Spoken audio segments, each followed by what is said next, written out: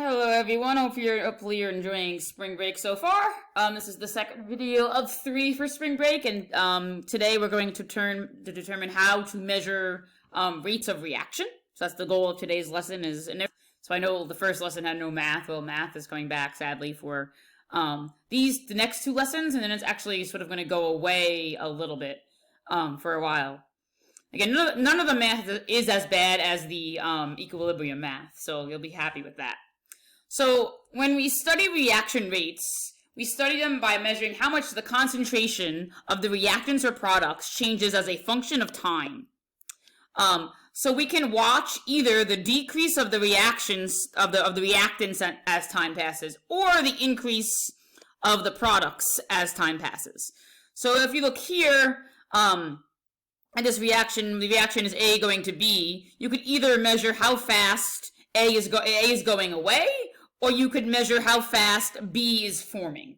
And obviously we're going to discuss more about that throughout this entire lesson. But again, you can measure either how fast the reactants decrease or how fast the reactants increase over a certain period of time. Okay, so this is a reaction. We have this butyl chloride, whatever it is, reacting with water, and we produce C4H9Cl, which I actually do not know the name of off the top of my head. I think it's an alcohol, and hydrochloric acid, which is HCl. And here, what they're showing us is the time that's passed and how the concentration of this changes. And notice it's going down, and the reason it's going down is that it's a reactant and it's becoming a product. And again, notice that there's no double arrow, so there's no equilibrium to deal with here. Okay, so what we're going to do is we're going to practice measuring the rate, and there are some extra slides in here, I think. So hold on one second. Actually, never mind, there are not extra slides.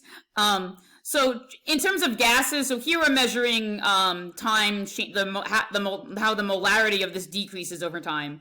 If you're dealing with reactions that only have gases, you could also measure how the pressure changes over time. And so since pressure in a closed container, pressure is directly related to the amount of moles. So again, you can measure how much the pressure, if it's a product, increases or decreases to measure the rate of the reaction.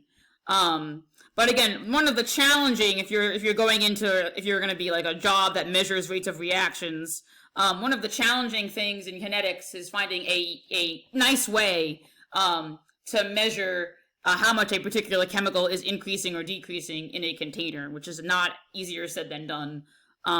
We're going to give you just numbers, but how they got those numbers actually is probably really complicated. Okay, so we're first going to talk about calculating an average rate. Okay, so an average rate, okay, is when you have the change in concentration and you divide it by the time. Now for the units, okay, so if you're dividing that, so usually the units would be molarity divided by seconds, if you're measuring time in seconds, or you could be measuring it in minutes. But we have to remember that molarity itself is moles over liters. So when we do this, we're actually taking moles over liters, which is molarity, and dividing this by seconds. And if you remember, when you divide something, you're really doing this. So this is moles per liter is molarity. And if you wanted to find out what this is per mass, you're timesing it by inverse seconds, or 1 over s. So the units are actually moles, okay, per liter per second. And that could be written either this way or this way. Remember the L to the negative 1, because again, you need to remember your exponent rules. L to the negative 1 means 1 over L. Again, so you can just use this for you, because that's easy to remember, you know, how much the molarity is changing over time, which is seconds. But they may also express it like this, or this, and I don't want that to freak you out. So now we're going to learn to write or calculate average rates. And so just to write a general formula, so for an average rate is going to be equal to the molarity final of whatever you're reacting minus the molarity of it initially, divided by the change in time. So if we do this, so we're calculating the average rate for this reaction that's above. So if we look, obviously the time that has passed between 0 and 100 seconds is 100. Okay. And then if we get the molarity final, so the molarity final at 100 is 0.082, and it started at 0.100. So the final, and I wrote this down so I don't have to keep on scrolling back up, is 0.082 minus 0.1. And when you do this math, you end up getting negative 0.000820, and the units again are molarity per second. Now, why is it negative? The reason why it's negative is because you're measuring a reactant, and the reactant is going down. So we can do the same thing between 400 and 500 seconds. So the change in time, once again, is 100. And then we need to go up and get the molarities. Again, to get that, I'm just subtracting 500 minus 400, or 100 minus 0. We need to get the amounts at that time. So we can look at that. So 400 here, we have that. And then 500 here, we have that. So I can write those down. Remember, it's final minus initial. So it is 0.0... hold on one second, I just forgot the numbers. So I went back and got the numbers at, so it's final minus initial, so at 500, if you go back up and look, it's 368, minus, at 400, it is, 0.0, so this is final at 500, so it's 0.0448, remember it's final minus initial, so this would be final, and that would be initial. And if you do this math and you divide it by 1,000, you get a very, very small number, which is 0.00008 meters per second. And what you've noticed is that the rate in the beginning, so the rate, they call this usually the initial rate, the rate at the beginning of the reaction, versus the rate towards the end of the reaction has slowed dramatically. So what happens to the average rate as time proceeds? So the reaction slows. And the reason why it slows is that as you're doing the reaction, and we learned this in AB Bio, and you also learned it in Honors Bio when we were talking about enzymes, as the reaction proceeds, there are less reactants, so they're less likely to collide. So therefore, the reaction slows. And I spelled collide right. It's collisions. That's more actually problematic of spelling. But as time passes, the reaction rate slows, because there are less reactants there to collide as you're using them up. Okay.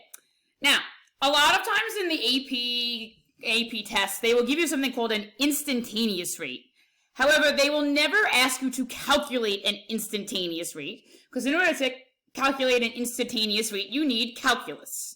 So what an instantaneous rate is, let's say you wanted to find the rate of the reaction exactly at that point. To do that, what you would do is you would draw a line, a tangent line, to that point, and find the slope of that line. That is the instantaneous rate. So in AP exam questions, they may say the instantaneous rate of the reaction at time 400 is like, I don't know, whatever, doing at T60 is negative 6.2 times 10 to the negative 5 molarity per second.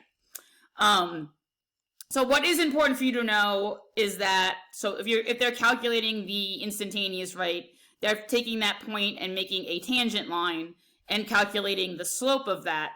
And really the most important thing for you to know is that the less steep the tangent line, the slower the reaction is occurring, and that usually means that more time has passed. Because remember, as more time has passed, the reaction slows. So usually when scientists are measuring the rates of reaction, they usually calculate the instantaneous rate at the beginning of the reaction to get an indicator of what the general rate of the reaction is.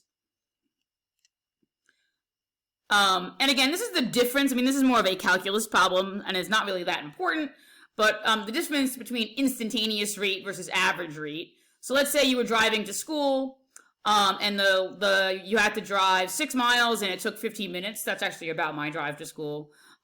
Actually, 6 miles. It takes, well, I don't know, whatever. My drive is about 11, 12 miles, but whatever. So your average rate would be 24 miles per hour if you did the division and converted this to like hours. But that would be your average rate. But during that time, you were not going 24 miles per hour the entire time.